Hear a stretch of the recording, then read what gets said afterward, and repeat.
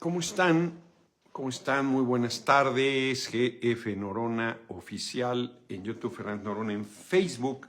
Ahora sí, 6 de la tarde en punto. Quizás un minutito después porque quise aumentarle el brillo a la pantalla, pero fíjense que no. Yo creo que es como cada aplicación tiene su... Vamos a ver, aquí no ha entrado nadie. Acá ya hay 7, acá ya tenemos quórum en Facebook. Salvador Ayala está viendo el video. En YouTube no. Vamos a esperar un segundo. Un segundo. Ahí está mi sonriser, ya salió y ya salieron un montón. Clon 09, Antonio Cantú, el último con Gaby Rangel. Ya estamos. Fíjense que no es broma. Hoy los que traigan niños, niñas, mucha gente ve la charla con niños, niñas. Francamente, yo sugeriría que no es apto para niños, niñas, la charla de hoy, aunque he soltado unas bombas en las charlas anteriores, pero pues es cierto, ya he dicho cosas muy fuertes. Lo que pasa es que al culminar el libro me hizo mucho daño. Me hizo mucho daño el libro de Los años heridos de Fritz Glockner. Me dio mucha conciencia, eso sí. Mucha. Es un libro durísimo, durísimo. La verdad es que está muy cabrón. Está muy cabrón. Y quiero compartirles cosas. Ya estoy dudando. No es para niños. O sea, eso seguro. Eso seguro. La charla de hoy. Pero mientras deciden si sí o si no, se me había olvidado mostrarles. Miren, Jóvenes por la Transformación de Hidalgo me regalaron este pan, vean nada más. Jóvenes por la Transformación, no lo he abierto todavía, voy a empezar a compartirlo porque si no se va a hacer duro y sería una pena. Me lo dieron en Hidalgo. Es una generosidad ahí, la gente es muy cariñosa conmigo. Y estuve reflexionando sobre el tema. Si quieren, antes de entrar en materia, mientras le piensan, voy a compartirles un testimonio fuerte que, por cierto, ya había comentado, pero por alguna razón, hoy viéndolo con más detalle, me impactó muchísimo. Tienen que leerlo, Memoria Roja, hay varios que la ha hecho, pero yo creo que este debe ser su trabajo más completo, porque él hace al final, puedo empezar con eso, y ahorita hago un paréntesis y regresamos a él. En el último capítulo, que él llama El canto de los papeles, donde indagar, hace una muy buena relación de textos que se han publicado sobre el tema y que, como él dice, parecen muchos, pero no. Es una historia oculta, es una historia silenciada, es una historia olvidada. Mucha gente que pagó con su vida sus sueños de transformación más allá de lo que puedas pensar sobre sus ideas. Entonces hace una muy fuerte. Hay textos inéditos, hay textos que yo ni idea tenía de que existían. Yo he leído relativamente pocos.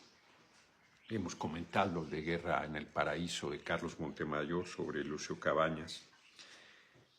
Las armas del alba, por supuesto que lo he leído, sobre el asalto a Madera también de Montemayor. Pero hay un montón de referencias que voy a empezar a investigar. Comentaré a Jani porque de aquí puede salir muchas cosas que debemos publicar en el Consejo Editorial de la Cámara de Senadores. Entonces hay una mina de información muy importante.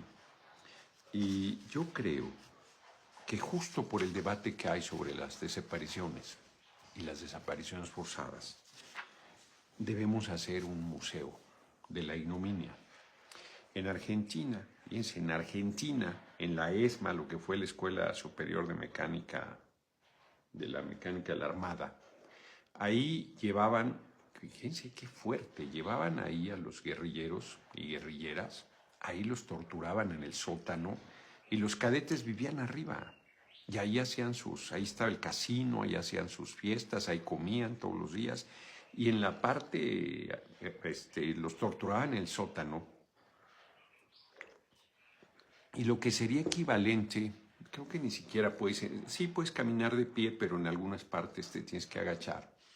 Lo que sería el equivalente a las buhardillas, ahí tenían a los guerrilleros, con esposados, y ahí parieron. Hay un espacio, es una sala, es un espacio donde parieron muchas guerrilleras y luego fueron asesinadas y les fueron arrebatados sus hijos. Yo salí de ahí literal llorando a moco tendido. Es una cosa, te hace daño. Yo creo que es el museo que más me ha impactado en la vida. Y les he dicho que hay una requisitoria muy fuerte de Rodolfo Walsh, cuya hija de 24 años, el día de su cumpleaños, aquí lo he compartido, fue asesinada. Bueno, fue muerta en un enfrentamiento con la policía. No se dejó capturar viva porque iba a tortura, a brutalidad sin fin. Y luego, muy probablemente, acabaría en los vuelos de la muerte, aventada al mar, muerta o viva, a saber. Entonces ella combate hasta el último momento y la matan. Y Rodolfo Walsh, un periodista argentino, sin duda estaba deshecho. Y hace una muy valiente crítica al primer año de la dictadura militar de Videla y lo matan. Y la carta es demoledora para todos los que aplauden a fachos como el propio Videla y como Milei. Y estando ese museo ahí, los jóvenes, y mujeres y hombres jóvenes de Argentina, en la ignorancia, como pasa acá con muchos, con gente, no con muchos, con gente que repite argumentos fascistas sin ton ni son, y que, los jovencitos del CIDE, que no, pues los invito a leer este libro, a ver si se atreven a abrir la boca como lo hicieron. Porque no somos lo mismo, por más que digan. Ahorita les voy a compartir. Volveré a eso, para que decidan si dejan a sus menores o no. Fíjense que hay una entrevista a propósito de la muerte de Mario Vargas Llosa, que muchos aquí celebraron, el que por otro pide por si aboga, es un facho, pero un gran escritor. Pero esta entrevista que le hizo a Jorge Luis Borges en 1983 lo pinta de cuerpo completo a Vargas Llosa. Vargas Llosa fue de izquierda y comenta que el Partido Comunista decía que no leyeran a Borges porque era un reaccionario. Y le hace una segunda entrevista en 1983 en su departamento de Maipú 994, en el centro de Buenos Aires. Ese departamento debería ser un museo sobre Borges. Es la segunda entrevista y dice Vargas Llosa: vive en un departamento de 2 dormitorios con un gato. Los muebles son pocos, están raídos y la humedad ha impuesto ojeras oscuras en las paredes. Hay una gotera sobre la mesa del comedor. El piso era muy modesto, extraordinariamente sencillo y despojado de libros. No tenía un solo libro suyo. Recuerdo clarísimamente que había una gotera y que nos interrumpía constantemente la conversación, dice Vargas Llosa. En medio de la conversación, esto lo saqué de una cuenta de Twitter, que además es información fidedigna, de una cuenta que se llama Unamuno Again. No quiero piratear el trabajo que este hombre o mujer realiza. En medio de la conversación no se aguantó y le preguntó: ¿por qué no vive en una casa con más lujo, con más libros? A lo que Borges respondió con desgana: a lo mejor en Lima hacen las cosas así, pero acá somos menos devotos de la ostentación. Unas casas impresionantes en Buenos Aires, de la época de la bonanza del trigo y la carne, que exportaban a Europa a finales del 19, principios del 20. Es una ciudad muy bella, Buenos Aires. También con una gran dama venida menos, sin duda. Cuando Vargas Llosa le preguntó por qué no tenía un libro suyo en las estanterías, Borges respondió: ¿Quién soy yo para compararme con Shakespeare o con Cervantes? Qué fuerte. Pero vean nada más el remate. Tiempo después le preguntaron a Borges por el encuentro con Vargas Llosa. Por supuesto que a Borges le había molestado que se centrara en la gotera o que recuperara el tema de la gotera, Vargas Llosa. Vino a verme un peruano, sí. Creo que se dedicaba a los negocios inmobiliarios y quería venderme un departamento más grande. Liquidado. Pablo Ruiz Almanza López Dóriga habló de que AMLO un avión privado. Pues miente, López Dóriga ha perdido toda desvergüenza, está en el tobogán de la decadencia y de la decrepitud más absoluta. Se ha vuelto, yo insisto, pudo terminar sus días siendo un periodista serio, tiene un bagaje y una trayectoria bárbara, y ha decidido apurar las últimas eses con H y con C hasta la ignominia. O sea, comparar a un presidente que nunca, a propósito de Borges, que nunca le ha importado, o sea, viajó siempre en turista. Adán Cornejo, hoy es mi cumpleaños, mi regalo es escucharlo. Un abrazo, Adán Cornejo, felicidades. Se queda en hoteles como presidente, muy sencillos. Comía en los lugares más sencillos. Hay un libro que alguien hizo sobre los lugares donde comía. Nunca, o sea, nunca le interesó el tema de la comodidad, la verdad. Era casi franciscano. ¿Qué va a tener un avión privado? Por favor, si no lo tuvo como presidente, es una intriga. Si de veras eso dijo López Dóriga, es una intriga mayúscula. Ya te la tomé por buena. Vamos al tema. Ya decidieron qué hacer, porque ahí vamos. Fíjense que yo he comentado aquí, en algún momento, que Raúl Álvarez Garín le tenía mucha consideración en el PRD a varios compañeros y dentro de ellos a Humberto Zazueta Aguilar. Humberto Zazueta fue diputado un par de veces, era de la corriente de los cívicos y era bastante pragmático desde mi punto de vista. Todavía me lo encontré cuando Corral fue candidato a gobernador, con una bola de arañas ahí de Nueva Izquierda. Benjamino, vamos con todo, nuestro flamante presidente de la Cámara de Senadores. Muchas gracias, como todos los días.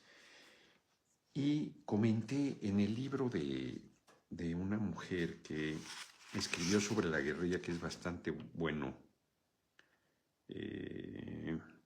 Por aquí estaba.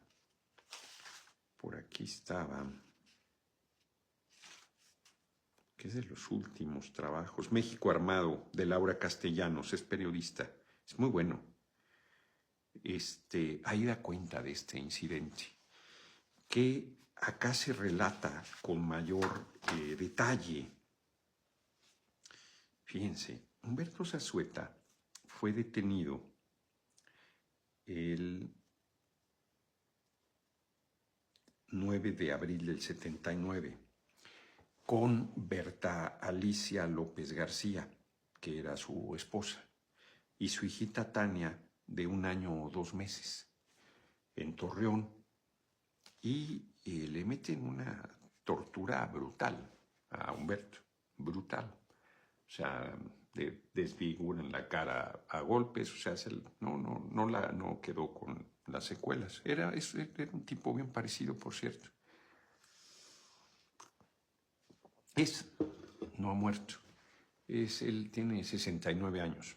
Yo lo conocí. O sea, imagínense, estuvo con sus gente que vivió estas cosas, que fue un guerrillero, Rosalvina Garavito, que fue coordinadora de los diputados del PRD en el 91 o en 88, 91, ya no recuerdo.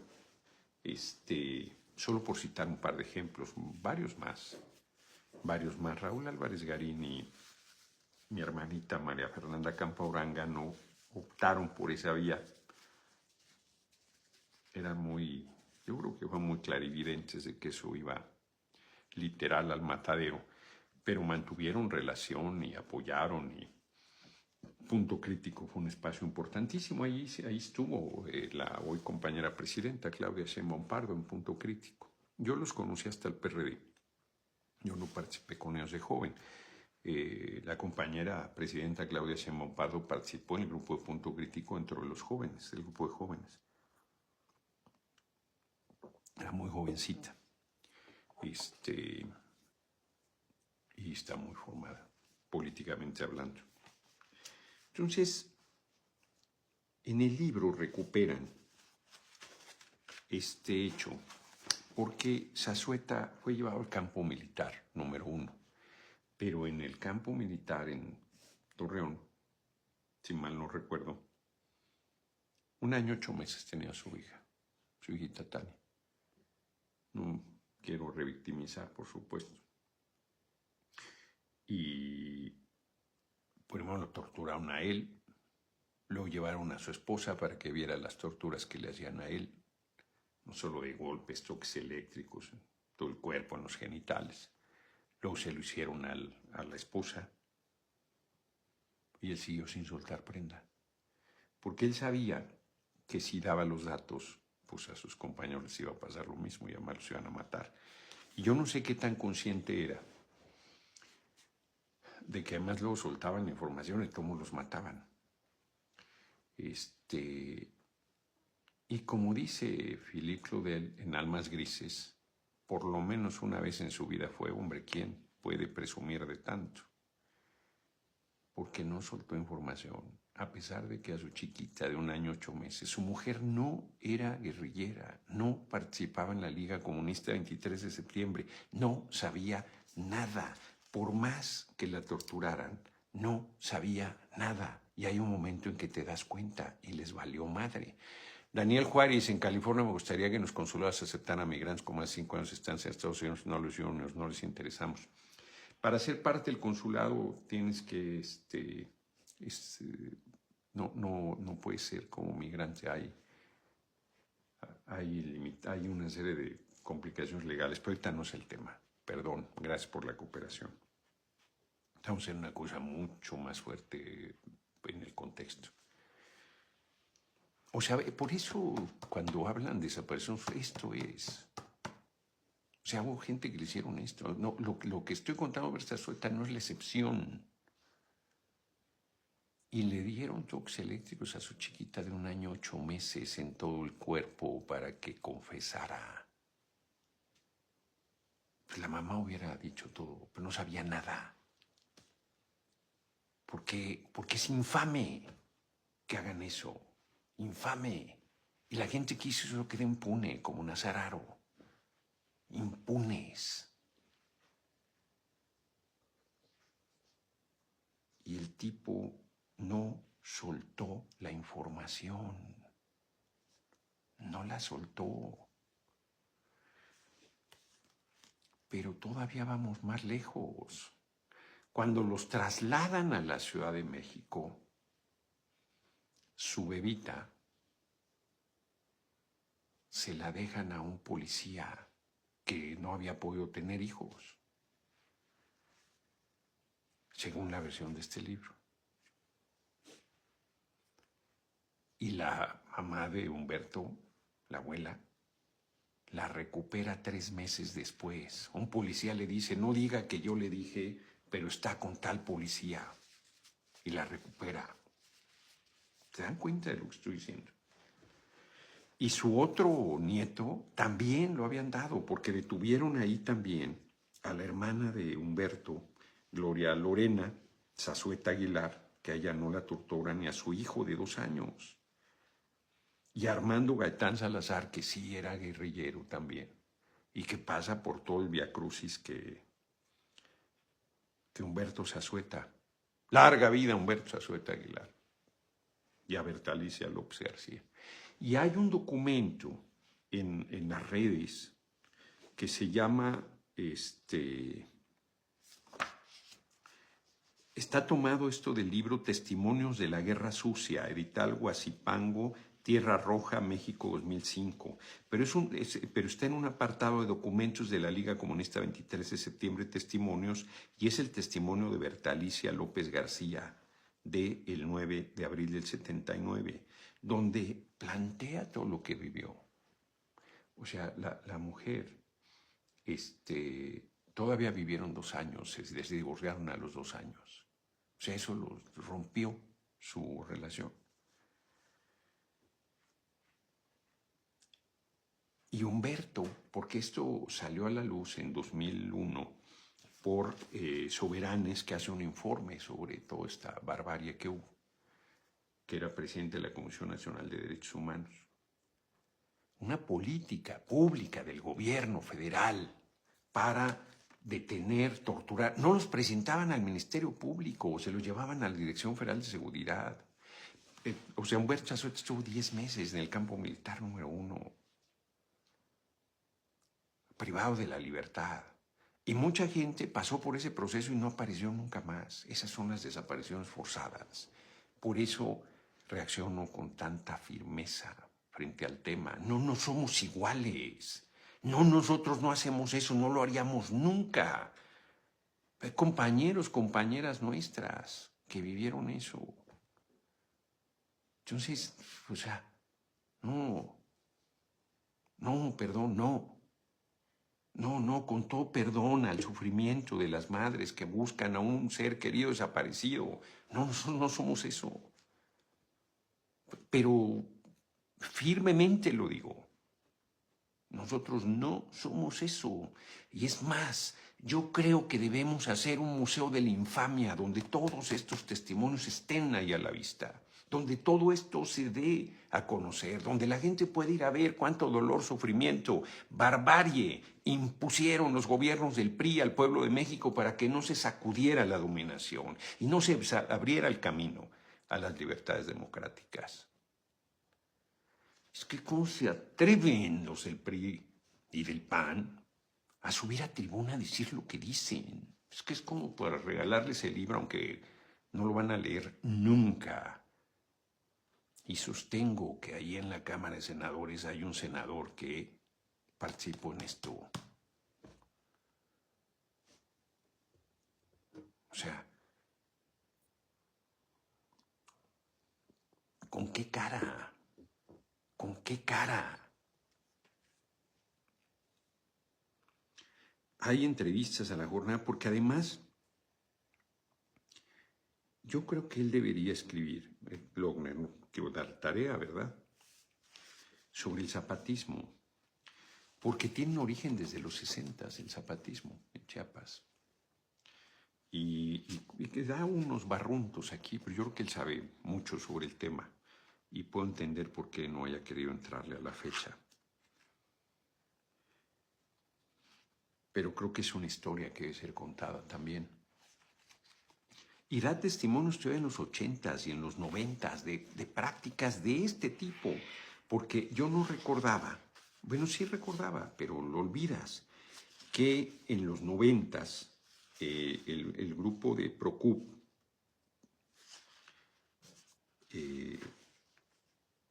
pues seguía con porque hay un momento, fíjense, por aquí tengo el dato, a propósito también de otros debates, aquí tengo el dato, ¿dónde lo puse? Aquí está. En 1976 se hace la reforma política, justo por la lucha guerrillera. Y Reyes Heroles, que iba a ser el secretario de Gobernación y era director del Seguro Social, va armando todo el planteamiento. Y López Portillo, en su informe, plantea que va a haber una reforma a la ley electoral y se abre la representación proporcional para que los partidos de izquierda puedan tener participación en la Cámara. De 300 diputados se aumenta a 400, 100 de representación proporcional. Por supuesto, no solo le da representación a los partidos de izquierda, sino a partidos que eran sus satélites, el PRI, al PPS, al PARM. Fíjense, los que plantean la disminución de diputados. En 1976, que se hace esta reforma, el número de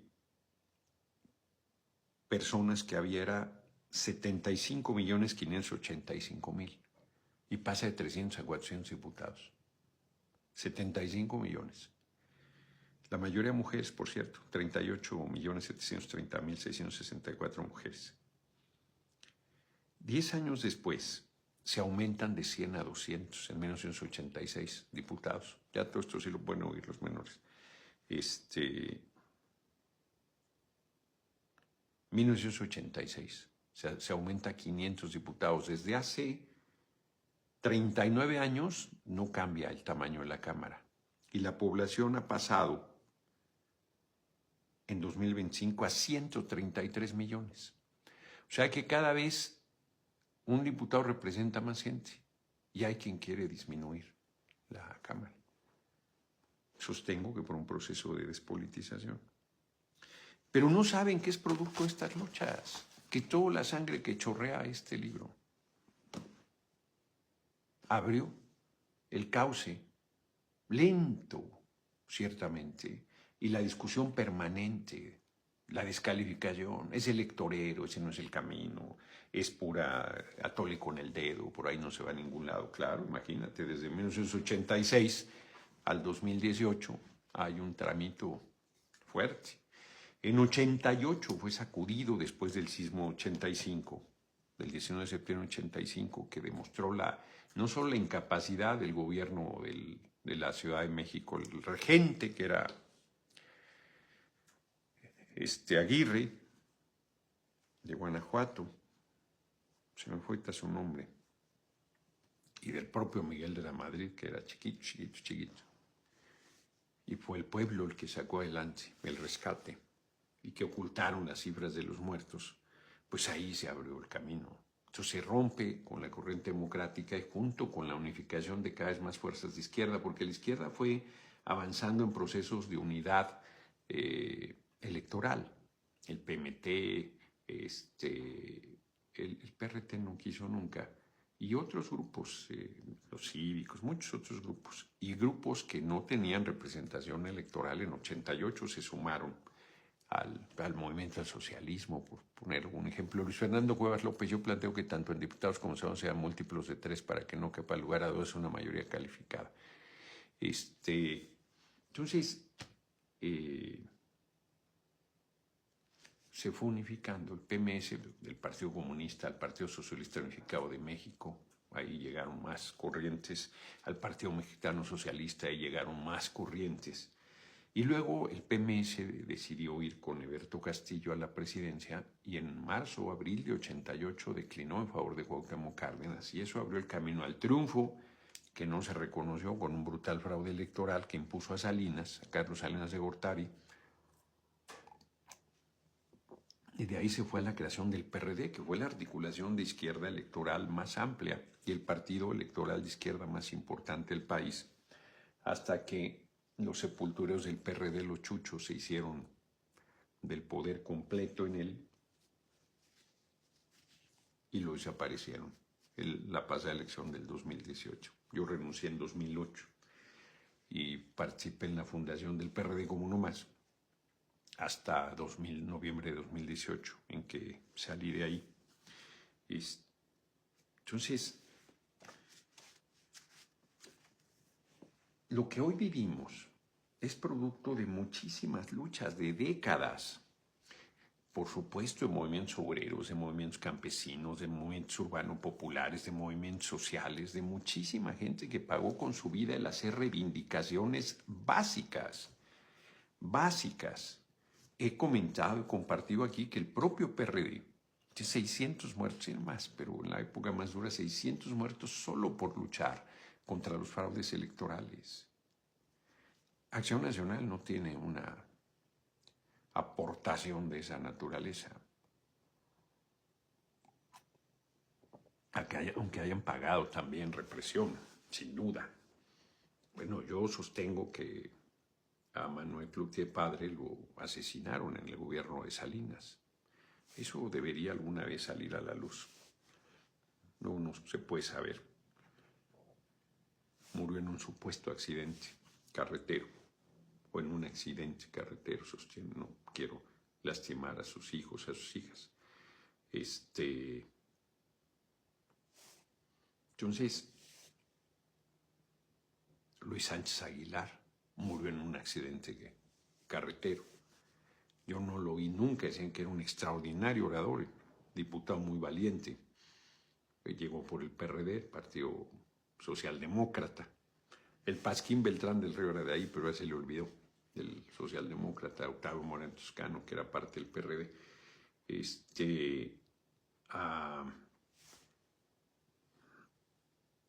Un hombre que fue ahí muy cercano al zapatismo, que tenía un medio, se me fue ahorita el nombre, en Chiapas, fue candidato a gobernador por el PRD, intentaron asesinarlo, y murieron varios de los que iban en su comitiva en la Suburban, el tráiler, les aventaron un tráiler y es un tren, pues, te mueres porque te mueres.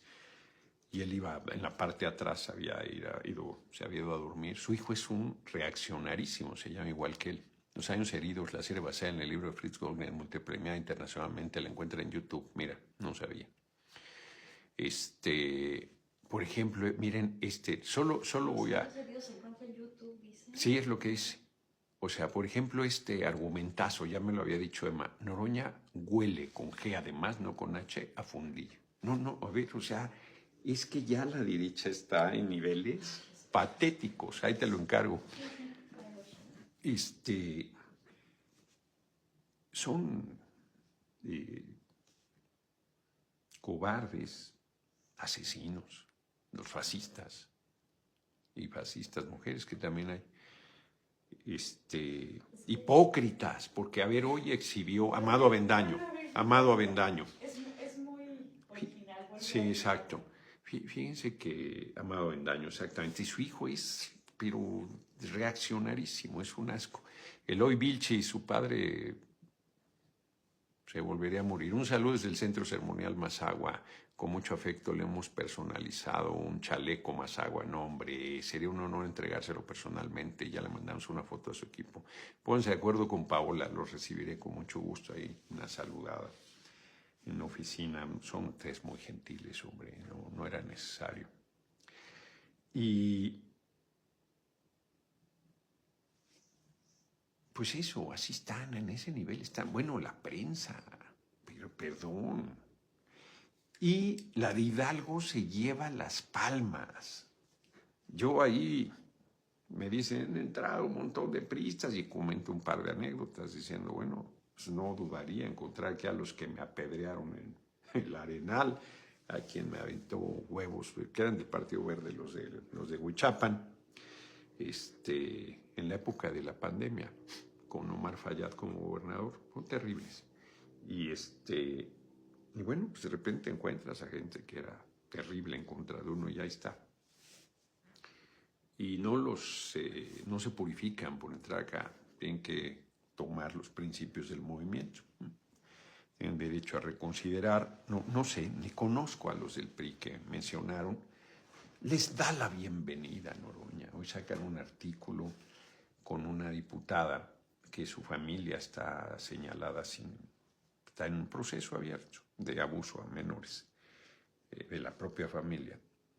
En la foto con ella no está señalada, ella no está siendo procesada. Eleazar Flores, o sea, en un nivel, yo creo que la prensa en términos generales pasa por un momento de una actitud muy canalla. Y creo que los de Hidalgo se llevan las palmas. Creo que no he tenido un encuentro con los medios donde la prensa sea más por decirlo suave, sesgada que la de Hidalgo. Y para decir que alguien se lleva las palmas está difícil porque la competencia está fuerte. Entonces, volviendo hoy, la compañera presidenta habla de lo de Calderón, que a mí francamente me da lo mismo, pero sí está bien exhibirlos por hipócritas y por clasistas, porque ellos sí pueden irse en un yate privado, que seguro no es del comandante Borolas, alias Felipe el Sagrado Corazón de Jesús Calderón José, no soy el Borolitas ahí. Yo creo que el Borolitas es peor que Borolas, ¿eh? en cuanto a calidad de ser humano. Yo creo que ese es facho, producto de lo torcido que han sido políticamente hablando sus padres. Entonces, no se ve ahí bronceándose porque no le gusta el color moreno, alborolitas. Entonces, no somos iguales, por más que se ardan. Pues yo creo que tienes razón en la crítica. Si vas a sacar a todos los alimentos que no son alimentos de las escuelas públicas, pues no puedes invitar a estas empresas de entrada que endulzan con alta fructosa, que es veneno puro para la salud. Yo creo que tienes razón, López-Gatell. Entonces, sí hay que hacer un museo de la ignominia, de lo que son desapariciones forzadas, de las que siguen, de que se sepan los nombres de quienes lucharon y pagaron con su vida y nunca se volvió a saber de ellos. Que por lo menos quede ahí el testimonio de que existieron y dieron su vida. Pero además de que sigue siendo una herida abierta y que eso es una política pública de esos gobiernos que buscaron el exterminio de esos jóvenes y que hicieron desapariciones forzadas. Nosotros no somos eso. No es por la gravedad y la forma de la desaparición forzada, sino porque era una política pública, además, determinada por quien estaba en la presidencia de la República, con toda la estructura de gobierno, las Fuerzas Armadas, la policía, la tristemente célebre Dirección Federal de Seguridad. Aquí habla del asesinato de Manuel Buendía y los vínculos con el narco de ellos. Manuel Buendía fue un periodista que era muy respetado, bajo reserva creo que se llamaba su columna, y es asesinado por un funcionario de la Dirección Federal de Seguridad. Según era amigo de Zorrilla, el director, y él lo manda a matar, porque Buendía le llega información de que Zorrilla está vinculado al narco. El director de la Dirección Federal de Seguridad. Y a Costa Chaparro y al otro general que comenté, que leí en tribuna el testimonio del Consejo de Guerra, fueron juzgados por vínculos con el narco. Y ahí salió la brutal represión que instrumentaron y lo de los vuelos de la muerte. No es que los hayan juzgado por eso, ni siquiera los juzgaron por eso. Los juzgaron porque los sindicazos además tenían vínculos con el narco. Zorrilla es el García Luna de esa época. Nosotros no tenemos ni tendremos ningún García Luna. Rubén Pérez Melgarejo, maestro del museo, es muy buena idea. Tú nada más de ello, con todo gusto le entro más que encantado. No, pues lo tiene que hacer nuestro gobierno.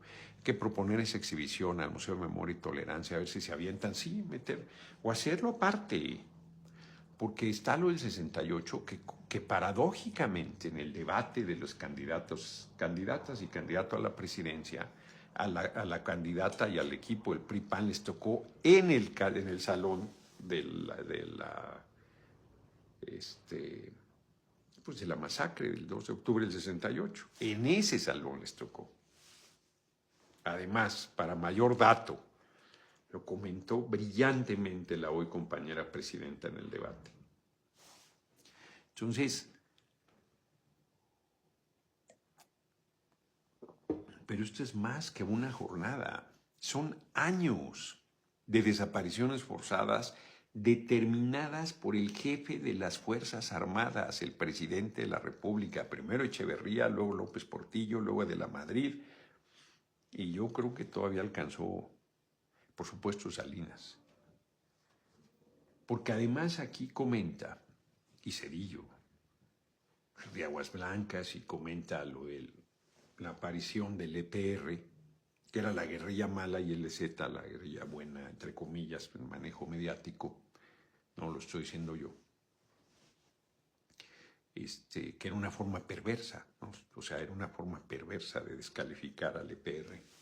Porque les decía yo, el PROCUP, de donde deriva este grupo de Guerrero, al parecer, entrega a la jornada su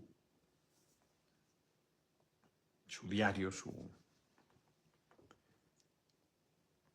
instrumento de difusión.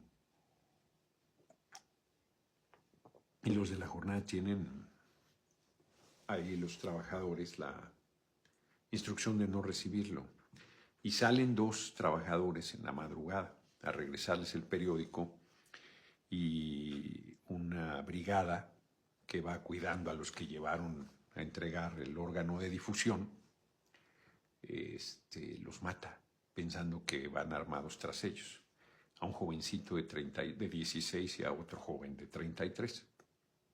Entonces, pues se hace una cosa terrible y hacen una persecución, otra vez, igualito que en los 70s. Y estoy hablando ya de los 90s. Como 200 detenidos ilegalmente, torturas. Ignacio Morales Lechuga es el responsable. Una cosa brutal. Una cosa brutal. Y por aquí debe estar lo del asesinato de Buendía. Por cierto, que si mal no recuerdo, Zorrilla acaba desaparecido también por el propio gobierno, seguramente, sabía demasiado.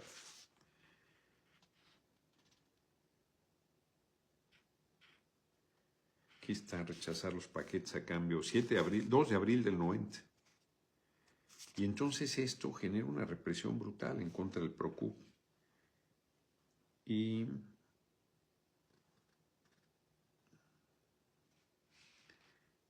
hacen unas detenciones y torturas y cosas brutales de 2 centenares, 166 personas inocentes son detenidas, que no tienen ningún vínculo con ellos.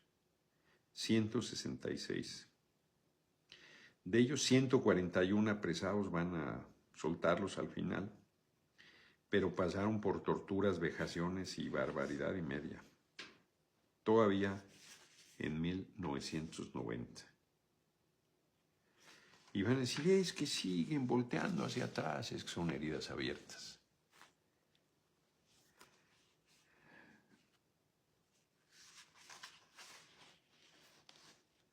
Y no puede ser que a la izquierda, que sí le hicieron desapariciones forzadas,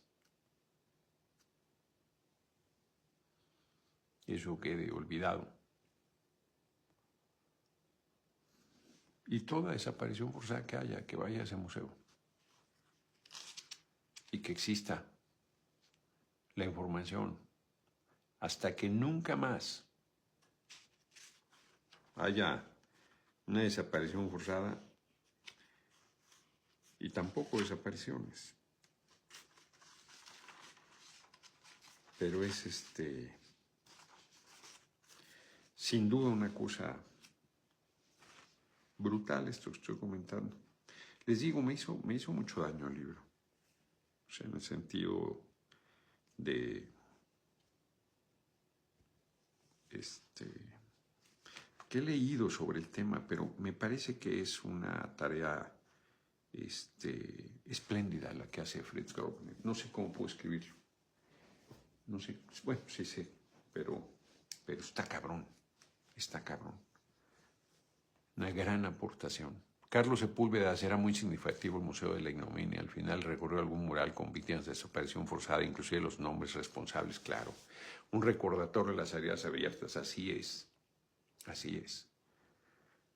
Así es. Y ahí sí era sistemático y permanente. No, Bernardo Barranco fue de ahí a la cámara, pues ahí se ve, hombre, se ve ahí el símbolo de la cámara y todo. Ahorita hablamos de eso, si da tiempo. Entonces, sí. Ahora, insisto, me dio una claridad y me metí a ver otras cosas ahí. No, hombre, lo de bibliografía que da, si quisiera yo abundar, no me daría. Y dice, puede parecer mucha y no la es, y yo creo que tiene razón. Ha habido algunos coloquios de guerrilleros que aún siguen vivos y dieron sus testimonios.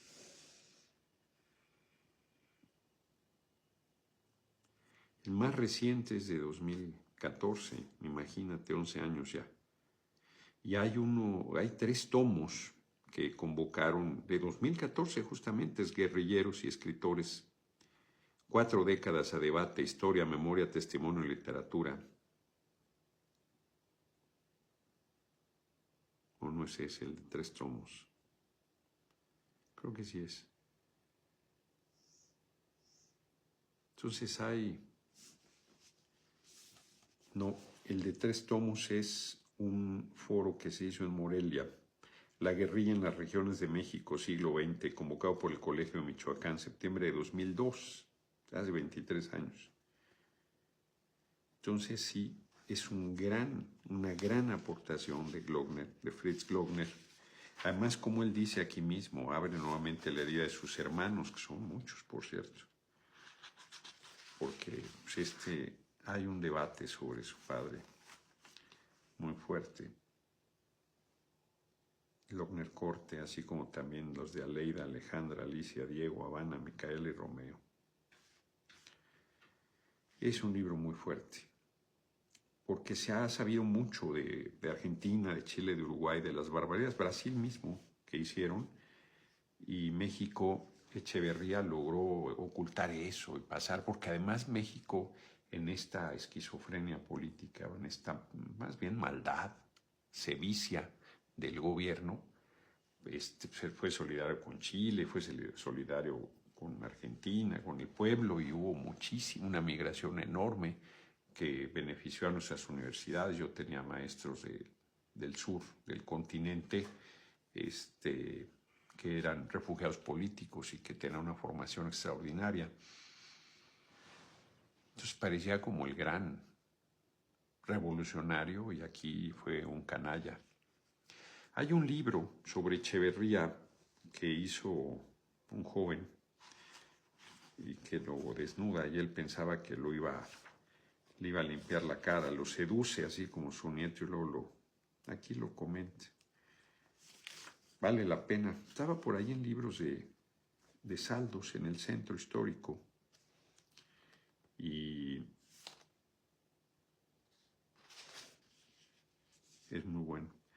Por ahí tengo algo de Lucio o de Genaro, o de los dos. Aquí está, Echeverría rompe el silencio. No, yo creo que es otro el que yo digo. Publicado en 79. No, este es de Luis Suárez. Hay otro.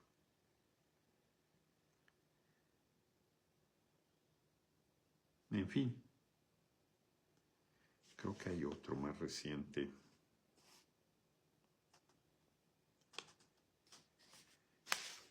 Y hace una buena relación de textos, además con todas las posturas, incluido, por ejemplo, Sergio Aguayo, que le da al gobierno acceso a los expedientes.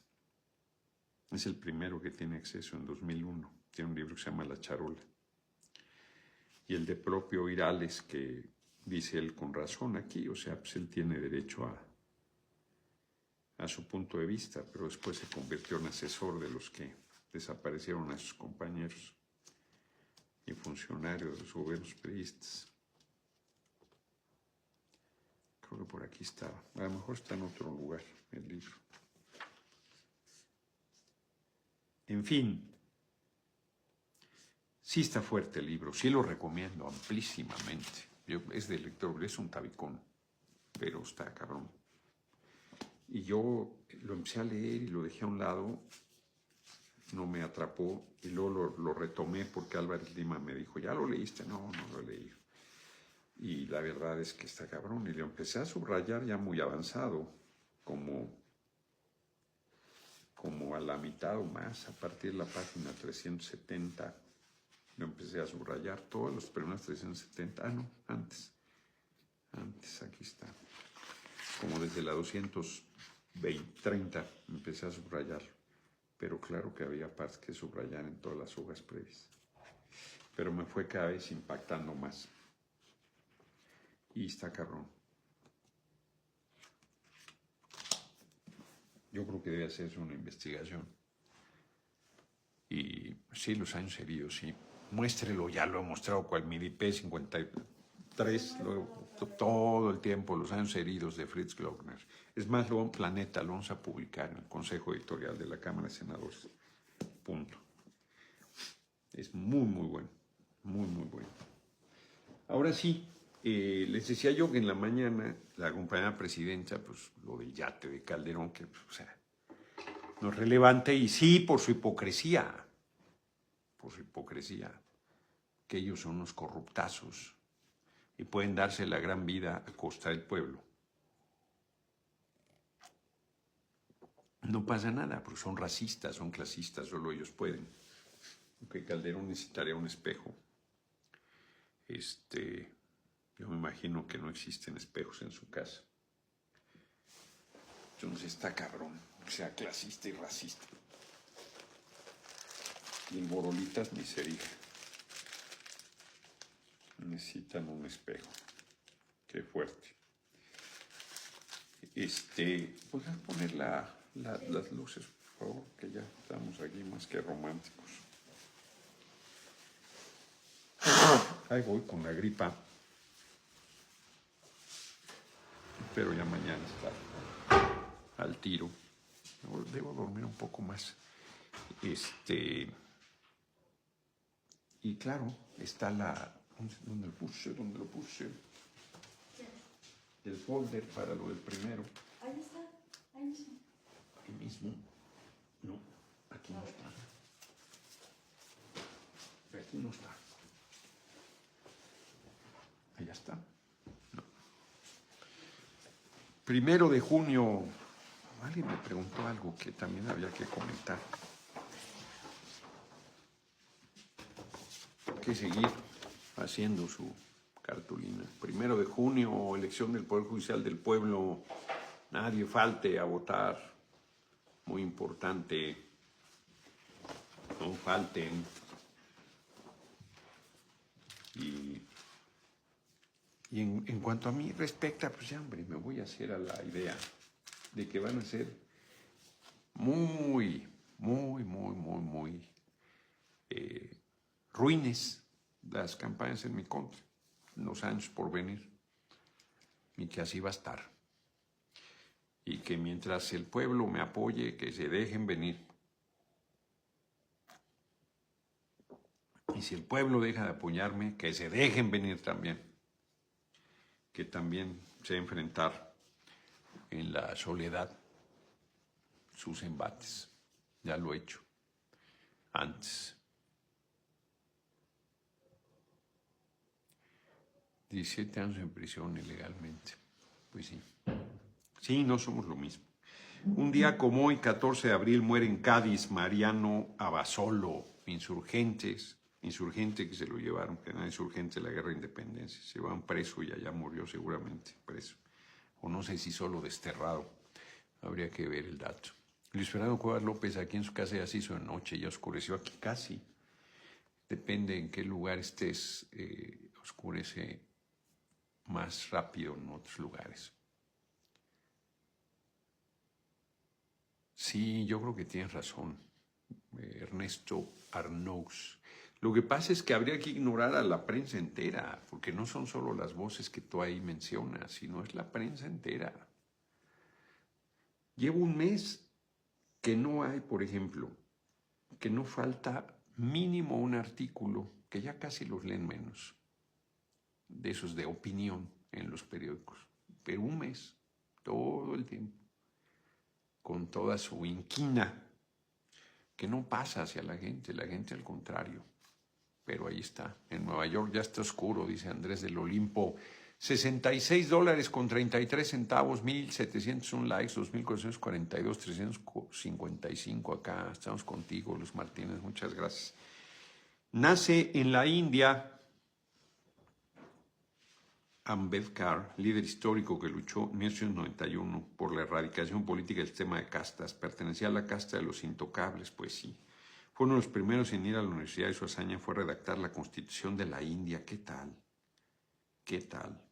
Es que en la India, en estas cosas de justificación religiosa, imagínense, religiosa,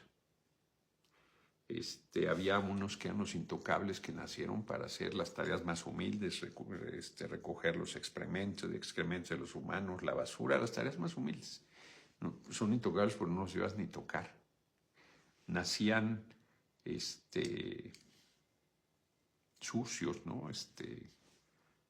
Ya eran de nacimiento, marcados, y no podían modificar su condición social porque ese era el mandato según la visión religiosa. Está cabrón. Gandhi luchó mucho contra eso también, mucho.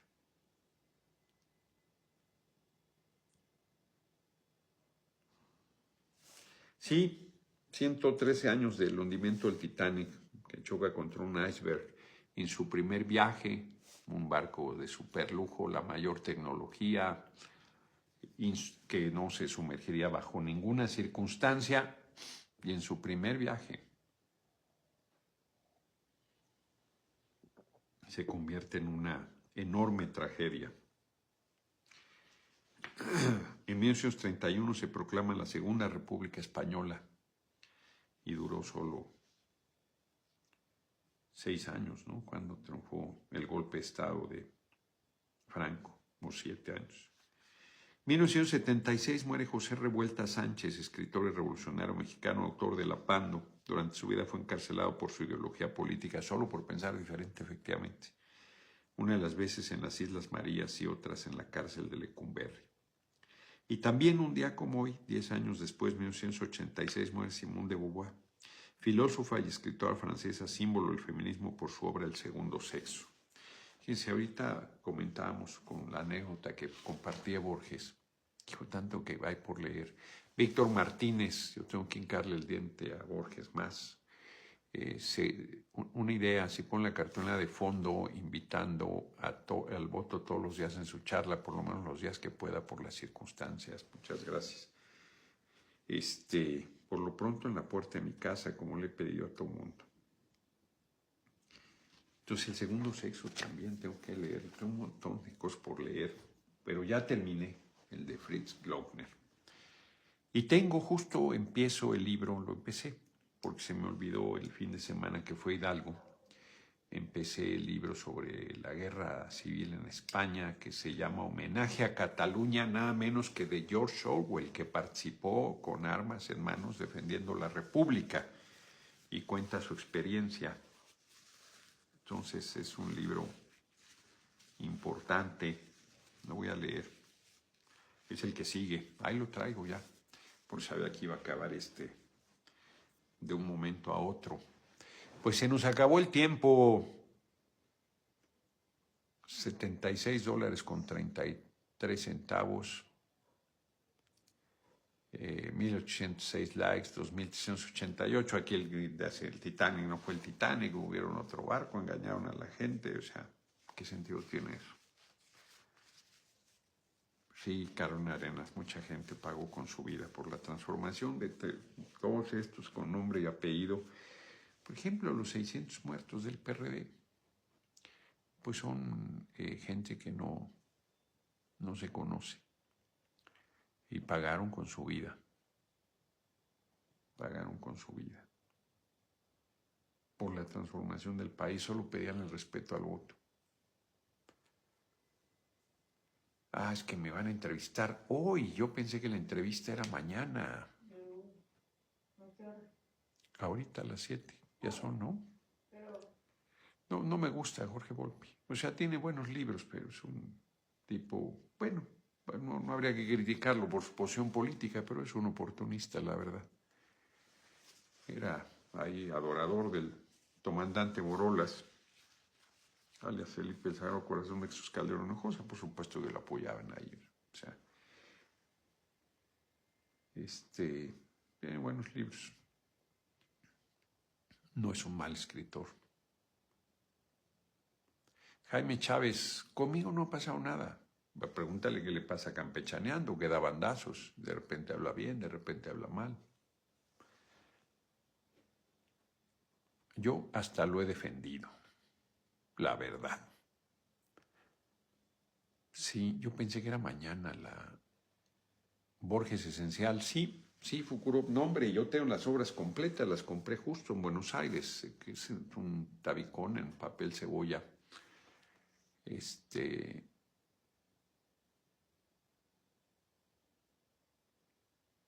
he leído algo.